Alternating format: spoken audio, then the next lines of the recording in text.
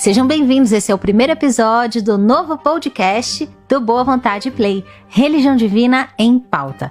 Pela perspectiva da religião de Deus, do Cristo e do Espírito Santo, nós traremos até você reflexões, análises sobre acontecimentos mundiais, sobre notícias que nos chamam a atenção, fatos do nosso cotidiano que a gente merece e precisa também dar a atenção devida. E é claro, esse é um espaço também criado e oportunizado pelo irmão Paiva Neto, presidente pregador da religião do terceiro milênio. Nós trazemos para você esse tema, um tema, aliás, muito interessante. O que aprendemos com os espíritos missionários que passam pela Terra?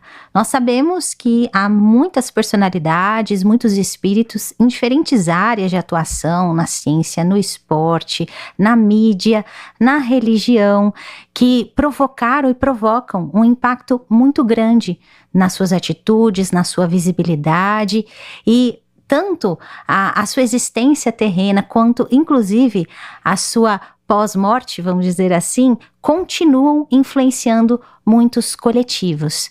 Qual é o significado desses espíritos, né? Aliás, existe uma distinção, né? São espíritos em outras categorias. Vamos pensar um pouquinho sobre isso. E para conversar sobre esse tema hoje, nós recebemos aqui nossos convidados, pregadores ecumênicos da religião divina, e nós já cumprimentamos eles. Paula Sueli, seja bem-vinda, Deus está presente. Viva Jesus em nossos corações, para sempre muito feliz de estar aqui. Eduardo Isaías, seja bem-vindo também, Deus está presente. Viva Jesus em nossos corações, para sempre. É uma honra podermos estar aqui e conversar a partir dos ensinamentos da religião de Deus, do Cristo e do Espírito Santo. Muito bem, então a primeira pergunta que eu acho que o pessoal fica também em casa com essa mesma questão é: o que faz um espírito ser um espírito missionário? Existe uma categoria? Quer dizer, nossa, será que eu sou o espírito missionário? Não. Aí você vai olhando para você e pensando, eu acho que eu não sou tudo isso. Existe essa distinção na perspectiva da religião divina? Bom, antes de dizer sim ou não, a gente tem que entender o que está sendo perguntado, né? Porque se a gente estabelecer como espírito missionário aquela pessoa que claramente abraça a sua missão, o seu propósito de vida e se dedica a impactar de forma positiva a sua sociedade, seu campo de atuação, a resposta é sim. Mas se a gente imaginar que espírito missionário é um outro tipo de gente, é um outro tipo de alma, seres especiais, dotados por Deus de características que ninguém mais tem, privilegiados, portanto, e por isso muito capazes, então isso é uma fantasia, né? Então é importante essa distinção para que inclusive a gente não distorça o papel heróico dessas mulheres e desses homens que pelos milênios têm renascido no mundo para ajudar esse mundo a ser melhor. E tem um outro ponto que é a gente ter total clareza sobre o impacto que essas pessoas tiveram no seu tempo ou mesmo reverberando pela história, porque, por exemplo, os livros de história talvez fossem grandes demais se fossem ser de fato justos com todos aqueles que puderam trazer para a humanidade grandes avanços ou avanços que a gente pode não considerar tão grandes do ponto de vista tecnológico, científico ou até mesmo de progresso social. Entretanto, em termos éticos, morais, tornaram-se grandes exemplos dentro de comunidades ou até mesmo dentro de famílias. Então, é bom a gente também demarcar essas duas visões, porque às vezes a gente imagina que grandes missões só são aquelas que estão registradas. E talvez nem essas pessoas tivessem dimensão do que estavam fazendo, quando estavam fazendo, senão um único objetivo, de poder ajudar, de poder, de fato, ali com amor, com empenho, dedicação e também perseverança, poder fazer o seu melhor. Posso fazer uma parte? Sim. Vou contar aqui com exclusividade para os Baby Players, que eu sou formada em História, né? Sou professora de História na Legião da Boa Vontade, eu trabalho com ensino médio. E uma coisa que a gente trabalha muito com os alunos é que nas últimas décadas a gente vê um movimento de revisão historiográfica. Sim. E até a determinado ponto do que a gente chama de história, né? É muito comum a gente olhar para a história que está posta como se ela fosse uma narrativa absoluta. Sim. Então, o que está nos livros didáticos e nos documentários, isso foi o que aconteceu. Porém, a historiografia, né, ela é uma produção cultural. Ela é a produção dos vencedores. Então, não é à toa que as histórias costumam girar em torno dos mesmos grupos sociais, as pessoas geralmente têm a mesma cor de pele, estão na mesma classe social. A gente fica com a sensação, por exemplo, de que as grandes transformações foram todas protagonizadas por homens brancos, europeus, estadunidenses, né? Mas isso não é a história. Esse foi o registro documental que prevaleceu, né? Então, essa revisão historiográfica que tem acontecido nas últimas décadas, a gente pode colocar até mais de um século, dependendo da região do mundo, é uma revisão que vai propor olhar para a história por outros ângulos. Contribuições femininas, contribuições dos povos originários, contribuições das populações negras, contribuições dos povos asiáticos e outros recortes, né?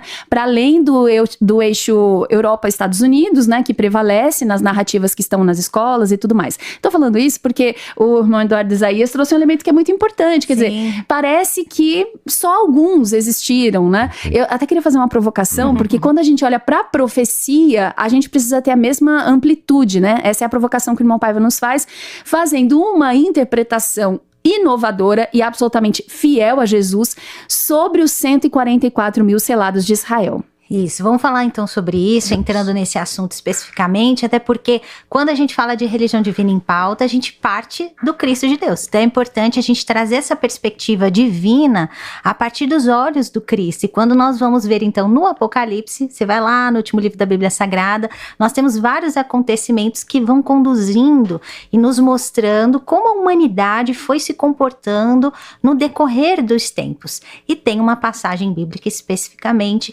que vai trazer, então, os 144 mil selados de Israel. Seriam salvos, né, Angélica? Exatamente. Esses espíritos que, inclusive, quando o irmão Paiva traz a explicação, ele fala desse suprassumo, né? Espíritos que tinham grandes missões e que fizeram muitas diferenças. Inclusive, ele traz vários nomes, recortes da história. Daqui a pouquinho a gente pode trazer a leitura, inclusive, dessa explicação dele.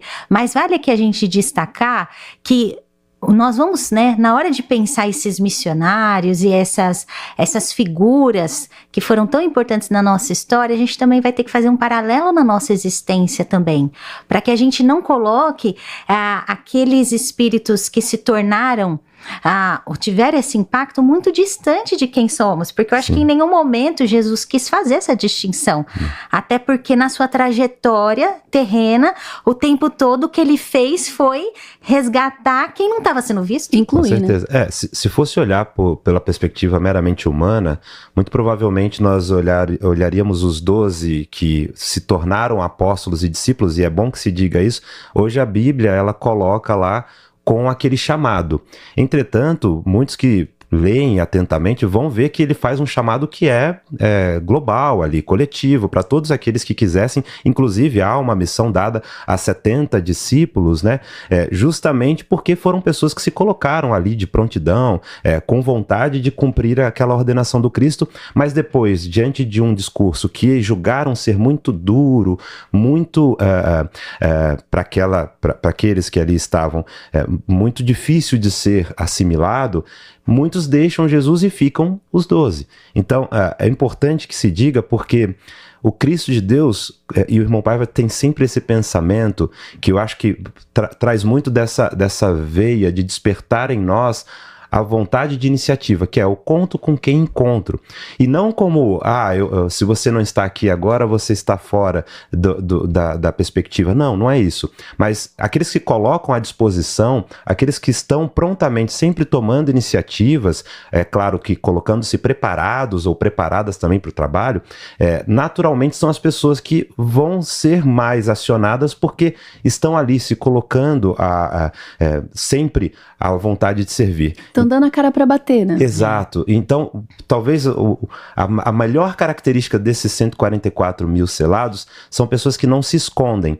E mais, têm a vontade de servir humildemente. E aí, voltando aos 12 apóstolos, se você for olhar, era pescador, tinha até cobradores de impostos ali no meio, e se você for imaginar, também eram pessoas que sofriam muitas discriminações. E esse povo que era considerado uma gentinha foi o povo que esteve com Jesus. Então se colocou ali à disposição. Mulheres também, muitas vezes ali colocadas à margem, estavam lá e estavam inclusive nos momentos mais difíceis. Então vejam, já que a gente partindo da pergunta inicial, quem são espíritos missionários? Porque se todos nós temos missões, todos nós somos espíritos missionários. Agora, aqueles que desenvolvem completamente, com galhardia, e vão por isso ganhando mais responsabilidades, são aqueles que não se escondem diante das dificuldades. A gente fala isso com total naturalidade. Eu não sei se quem tá ouvindo já tinha familiaridade com essa convicção, né? Sim. Porque para nós, na religião de Deus, do Cristo e do Espírito Santo, todos são dotados de missão. Né? Então a gente entende a missão como o conjunto dos compromissos espirituais que uma alma assume antes de renascer na Terra, e muitas vezes esses compromissos são cumulativos ou são expandidos de séculos de vidas anteriores. Então, determinados compromissos que a pessoa está vivendo agora não foram traçados assim imediatamente antes de renascer. Eles estão sendo construídos há 3, 4, 5 reencarnações, né? Então, é um processo lindíssimo espiritualmente. Por isso, 144, só pra gente, como a gente trouxe muitos números aqui, só retomando essa linha de reflexão, esses 144 mil também não são aleatoriamente escolhidos, né? E o irmão Paiva até coloca de geração em geração. Então, assim, não são só 144 mil que ao longo da história apareceram para nos ajudar. Outra coisa, ouvi um podcast no Boa Vontade Play e eles falaram que tem 144 mil missionários nascidos no mundo. E não é isso, Vamos trazer o conceito, que eu acho que vale a pena nesse sentido para fixar bem. Está no livro Somos Todos Profetas, é meu livro preferido da coleção. Eu também sou muito apaixonada. O Apocalipse de Jesus para o Simples de Coração. E essa página está também no blog paivaneto.com. Os 144 mil do Apocalipse, o número qualidade. E aí o irmão Paiva transcreve o versículo 4º do capítulo 7º do Apocalipse de Jesus. Então ouvi o número dos que foram selados, que era 144 mil de todas as tribos. E aí o irmão Paiva diz: muita gente se desespera ao ouvir falar nos 144 mil salvos do Apocalipse, pois pensa que está perdida e lamenta. É um número tão pequeno de salvos? 144 mil é o número daqueles que, de geração em geração, são destacados pelo Cristo para a grande tarefa missionária de levar a sua boa nova ao mundo. Eles são o suprassumo espiritual da espécie humana, tendo em vista que há muito mais que 144 mil atuando por Jesus no planeta. Os mais adiantados, os 144 mil, ele distribui em todas as religiões, porque a mensagem não precisa ser flagrantemente dele para que seja cristã. Jesus dirige-se a todas as consciências, pois sua linguagem é a da fraternidade real. Quem não precisa dela? Eis porque sempre surgem na humanidade verdadeiros luminares, impulsionando-a vigorosamente ao progresso. E agora, talvez a parte mais surpreendente para muita gente nesse texto. Olha que olhar ecumênico e justo o irmão Paiva tem.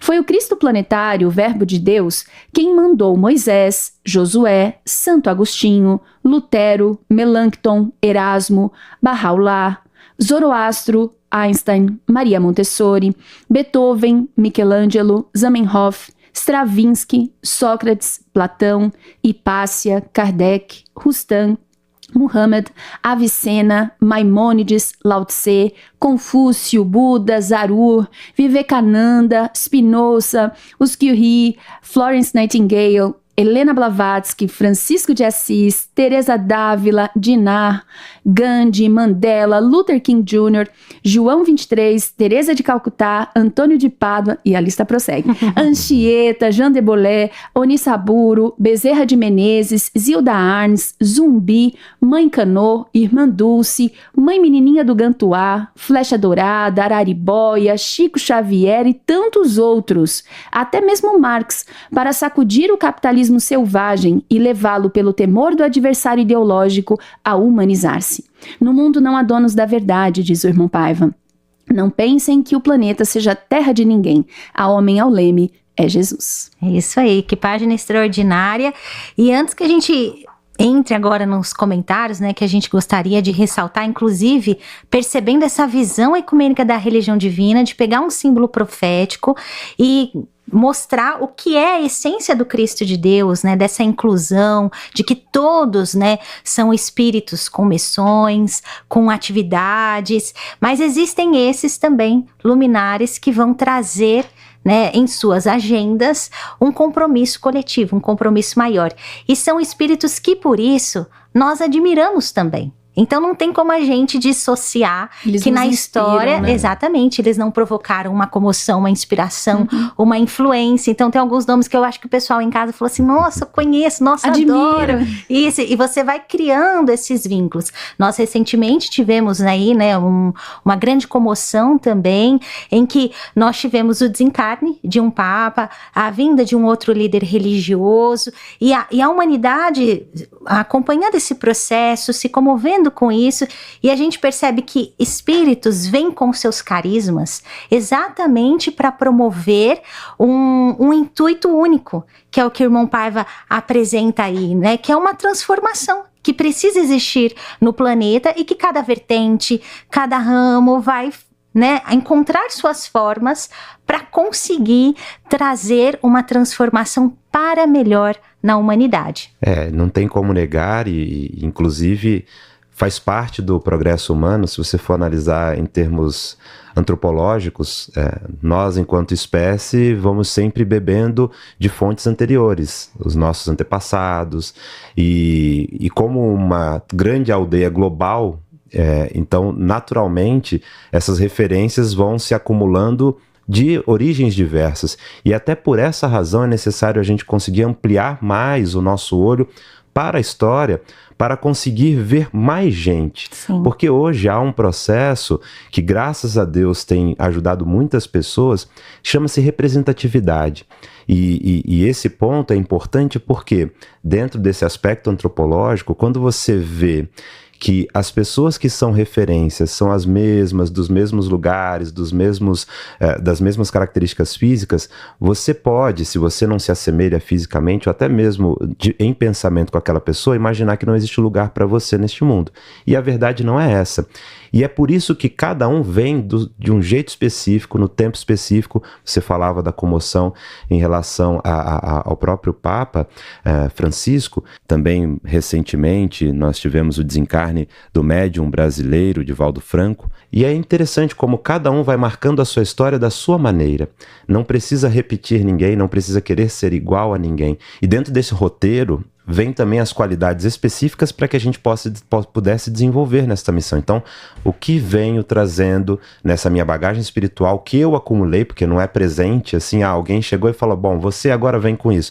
Então, essas pessoas também alcançaram esse nível de responsabilidade por aquilo que trabalharam e desenvolveram e trouxeram como necessária para ser desenvolvida nesta vida. Então, aí vem com essas qualidades para poderem não apenas desenvolver as suas missões, mas também ajudar a sociedade, né? Sim, e uma coisa que me emociona muito na abordagem que a religião de Deus, do Cristo e do Espírito Santo traz sobre esse tema, é que no nosso entendimento, essas lideranças e essas pessoas que na ciência, na arte, no esporte, na educação, né, são luminares, elas não são concorrentes de Jesus. Elas foram mandadas por Jesus ao mundo para fazer esse mundo ser melhor. Elas não precisam falar o nome de Jesus para que estejam a serviço dele, porque o nome de Jesus é a bondade, é o respeito, é a liberdade, é o amor entre as criaturas, né? Então, por exemplo, quando a gente vê ali na lista a Maria Montessori, né?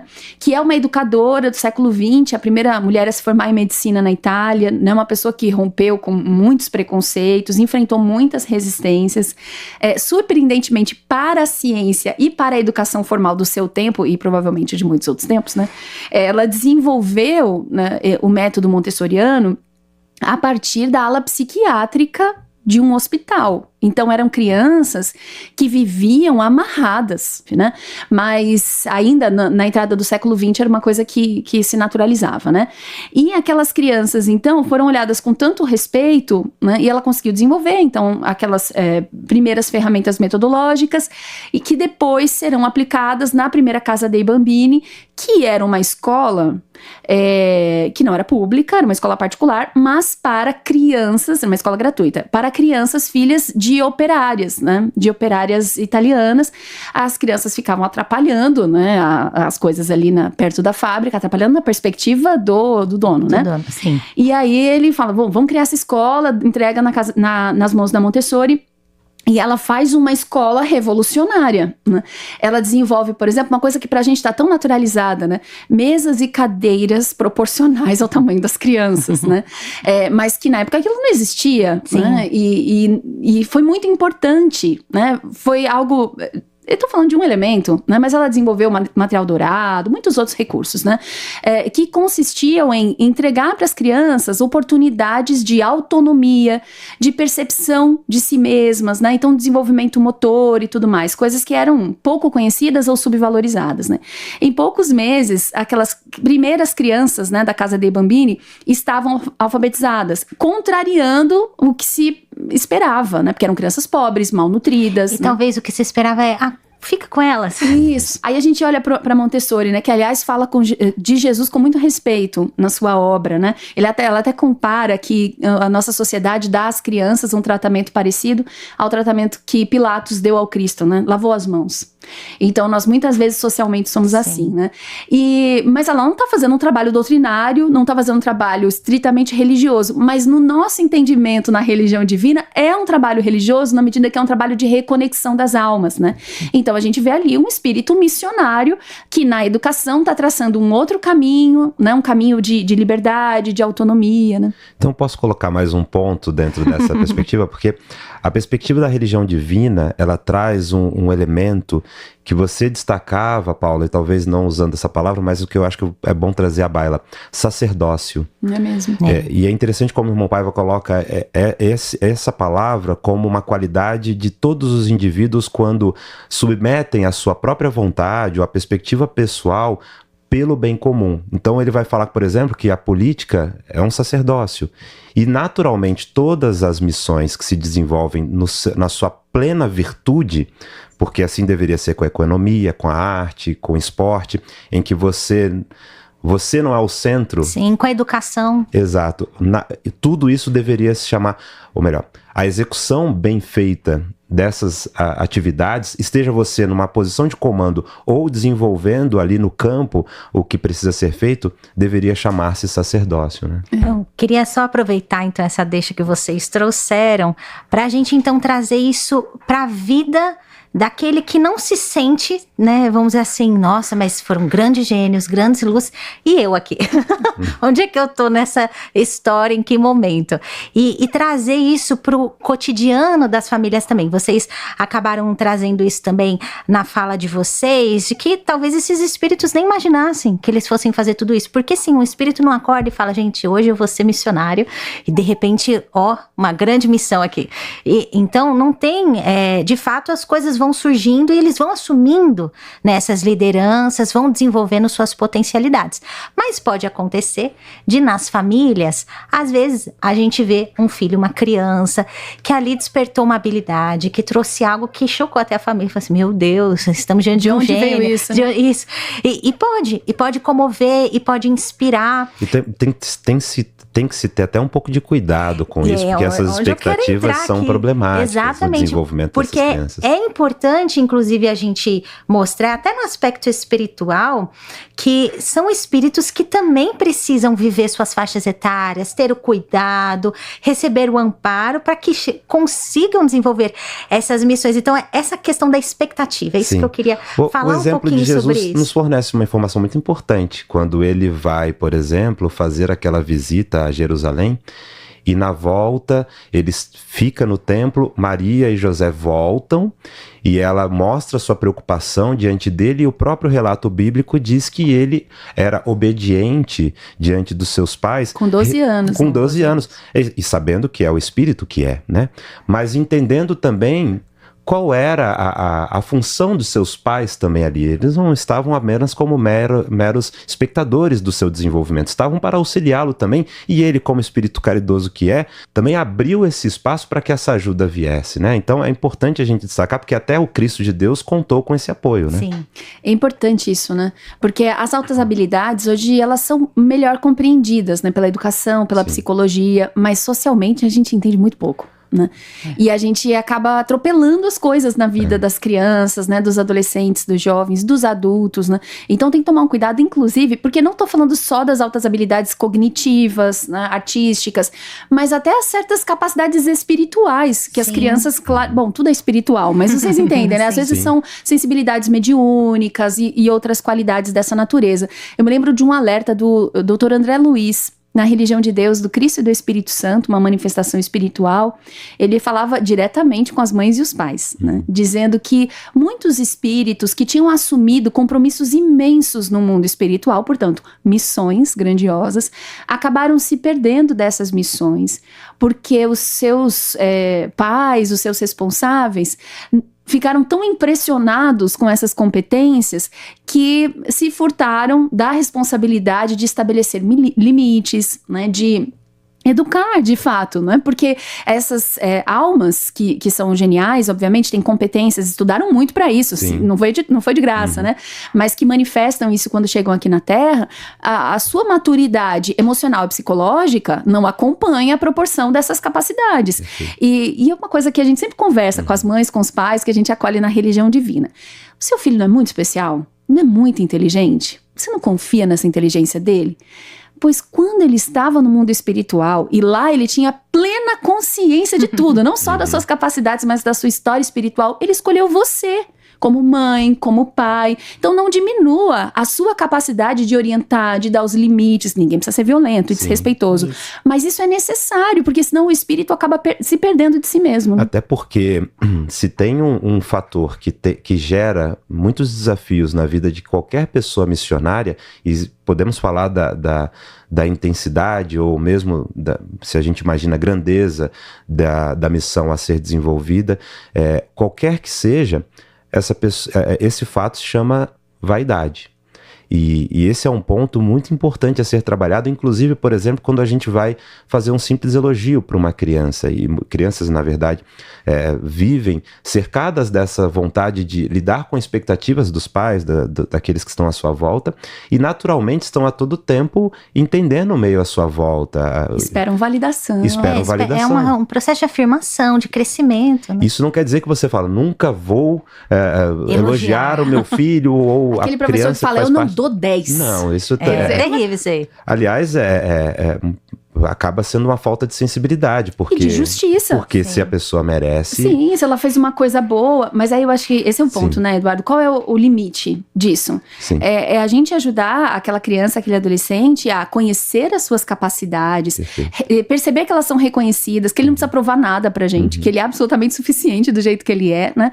Mas que o fato de ter capacidades e de ser uma pessoa brilhante, inteligente e tudo mais que a gente admira nessa criança, não significa que essa pessoa seja perfeita, ou que essa pessoa tenha, por conta dessas capacidades, direito, por exemplo, de impor a sua vontade sobre os outros, de não respeitar o espaço dos outros, de não respeitar as outras figuras, né, que estão ali convivendo, sejam pares ou responsáveis. E mesmo os pais que convivem, por exemplo, muito diretamente com as crianças e por essa razão acabam desenvolvendo um fascínio grande, né, porque é parte disso, você vai vendo aquelas crianças dando seus passos e crescendo e se desenvolvendo.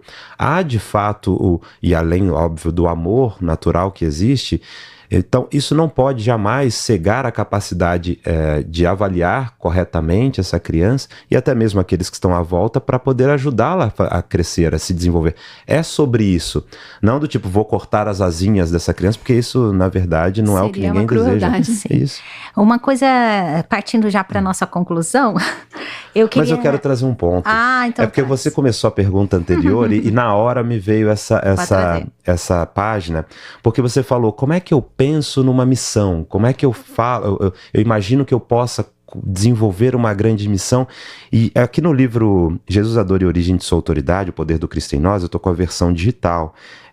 Mas se você tiver aí, pode ir até o subtítulo Nada de Molecagens com Deus. Aqui o irmão Paiva faz constar um texto, Emily Dickinson, em que ela escreve o seguinte, que eu acho que tem tudo a ver com essa nossa expectativa do que de fato precisamos desenvolver na Terra.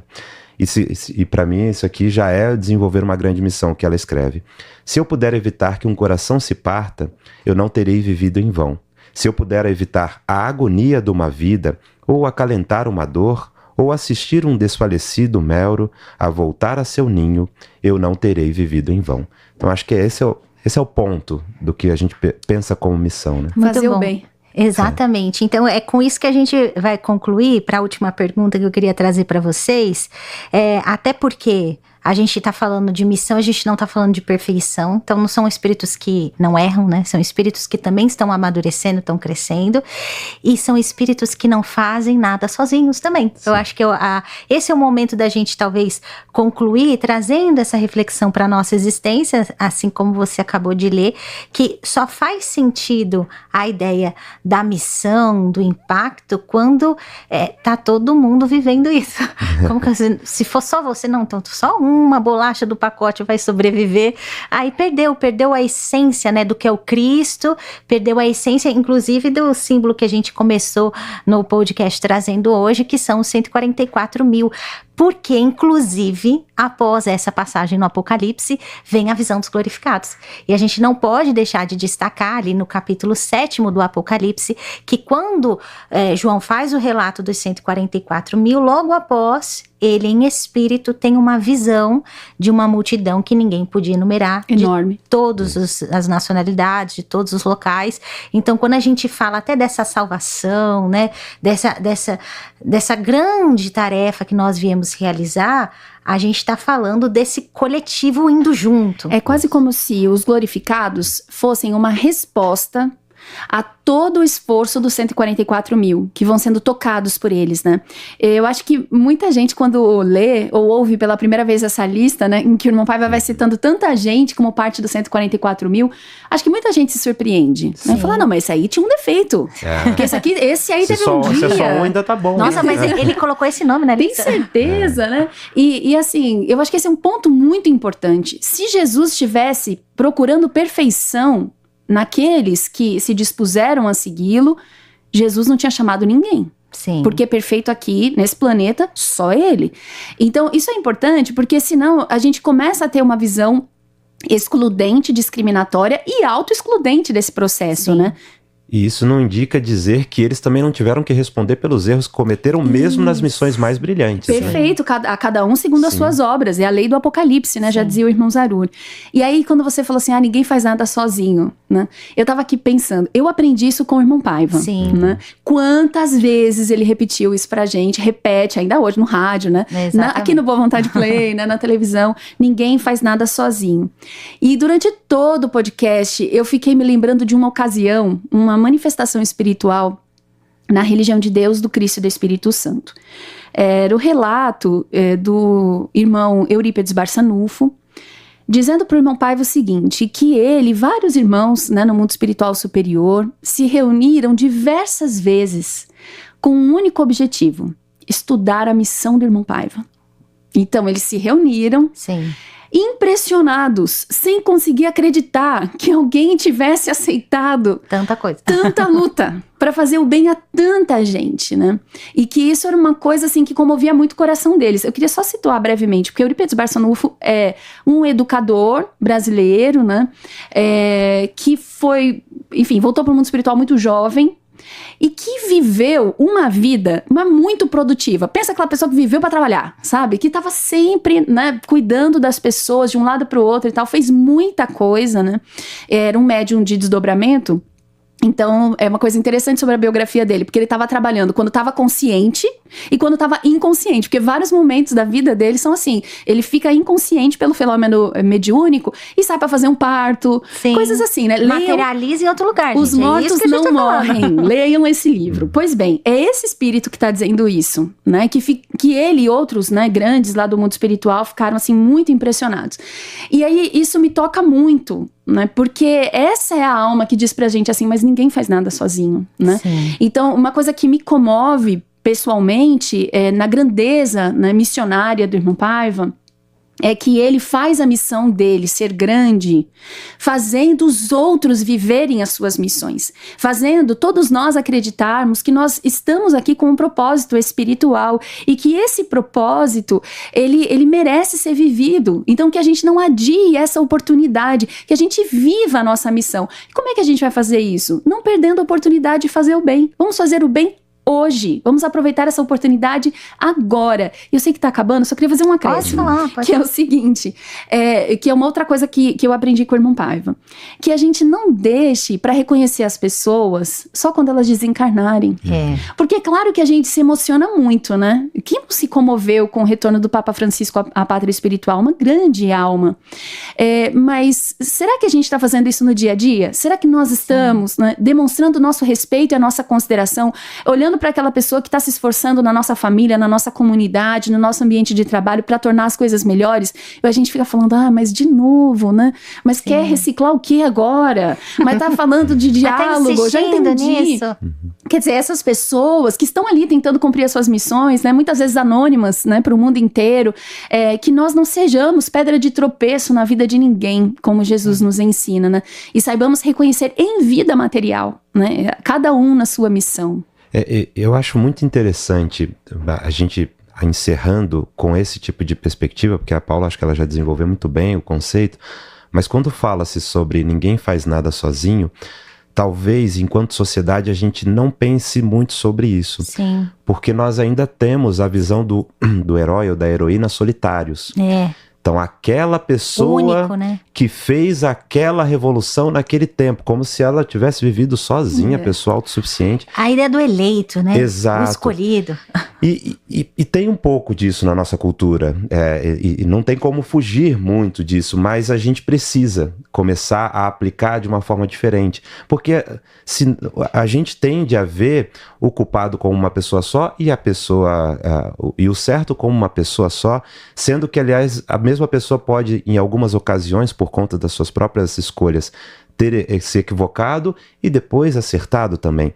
Então, o grande objetivo desse podcast, acho que ele passa também por nós termos essa perspectiva, entendendo que, embora alguns ficaram registrados na história, é sempre o movimento da humanidade em crescente. E se a gente for olhar dentro dos contextos históricos, essas pessoas foram empurradas por outras, naquele momento que tentaram ou pensaram em desistir, foram motivadas por uma ou outra questão, ou até mesmo por alguém que não deixou.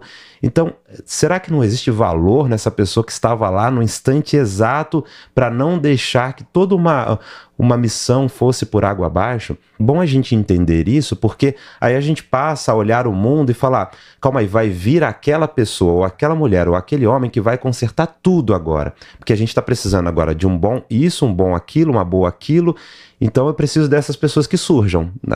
E os outros, né? Os outros. E começar a parar de terceirizar a nossa responsabilidade, começar a se, como os próprios apóstolos fizeram, disponibilizar para o trabalho, para o serviço, se colocar à frente sem esperar as ocasiões e colocar-se à frente dessa vanguarda, porque assim esses fizeram, e se há uma coisa importante ser aprendida é essa, de tomar a iniciativa, tomar a frente. E eu, quando a Paula falava, me veio muito à mente um pensamento que eu gosto muito, que é do irmão Flecha Dourada, Espírito, dentro da Revolução Mundial dos Espíritos de Luz, a quarta revelação, a religião divina. O irmão Paiva traz também, o irmão Paiva traz em seu livro Jesus, o Profeta Divino, e ele vai dizer, o irmão Flecha Dourada, o seguinte: o primeiro conceito de Jesus sobre a santidade é a perseverança no bem. E mais do que pensar se os livros da história vão nos eternizar ou não, pensemos naquilo que o coração de Jesus está guardando para a eternidade. Por que eu acho que isso é mais valioso? Porque dentro da perspectiva espiritual, que é a justiça verdadeira, nós precisamos entender se lá nós teremos essas condições de chegarmos com as nossas obras nas mãos, tendo o pacote completo do que foi prometido. Eu falo, olha, eu prometi isso, isso, isso e aquilo. E dentro dessas expectativas eu fiz isso, isso, isso e aquilo outro, sempre buscando fazer o bem. Pensando que dentro do mundo, mesmo aqueles que tiveram as missões mais brilhantes tiveram as suas dificuldades. Então, o que não faltou para nenhuma dessas pessoas foi perseverança, e por isso que esse pensamento eu gosto muito, me acompanha muito, porque eu imagino que se a gente está pensando em chegar lá diante de Jesus, cumprir a missão, tendo a missão cumprida, resistindo, persistindo, perseverando. Que bom, eu acho que isso é uma ótima notícia, né? Sim. Porque se o critério fosse ser perfeito, não, aí não tinha como, né? Jesus fala disso no Evangelho, né? É na vossa perseverança que salvareis as vossas almas. E ele diz que nem ele, na sua humildade, diz que nem ele é bom é o Pai, mas é assunto para um outro podcast. Pode deixar aí, viu?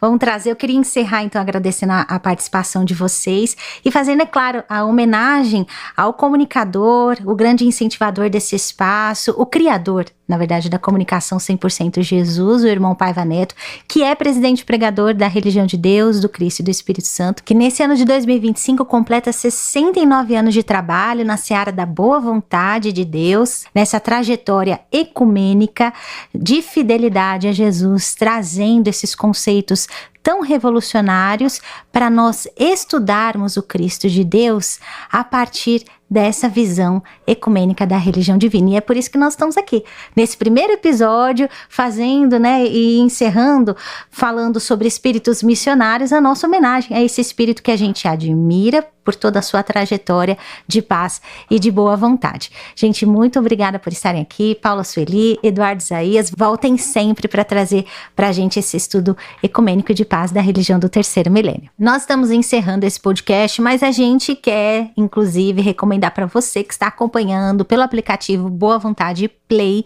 que nos próximos episódios nós teremos apenas a disponibilização pela versão Premium. Então, se você ainda não é assinante, torne-se um assinante para que você possa acessar esse e muitos outros conteúdos exclusivos do nosso aplicativo. E aproveita e já recomenda para aquele amigo, para aquela amiga, também acompanhar esse podcast Religião Divina em Pauta, por esse aplicativo que faz tão bem pra gente. Boa Vontade Play. E nós também estamos na rede social. Você pode, pelo Instagram, marcar a gente. Inclusive, quando você estiver acompanhando, dá para colocar suas dúvidas lá.